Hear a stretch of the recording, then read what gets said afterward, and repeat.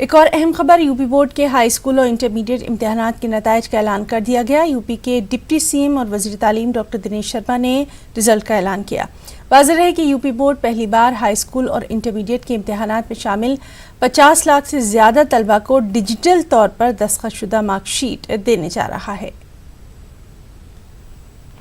ये बहुत ही हर्ष का विषय है कि आज हम लोग इस दुष्कर चुनौतीपूर्ण माहौल में उत्तर प्रदेश माध्यमिक शिक्षा परिषद प्रयागराज द्वारा आयोजित इंटरमीडिएट 2020 और हाई स्कूल 2020 के परीक्षा का परिणाम घोषित कि हमारा रिजल्ट पिछले वर्ष की अपेक्षा अच्छा रहा है, हाई स्कूल का भी और इंटरमीडिएट का भी।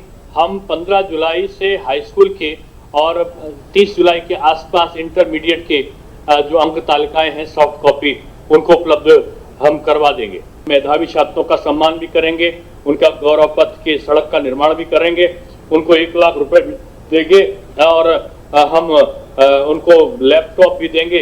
ये तमाम प्रकार की चीजों को हमने प्रारंभ किया है।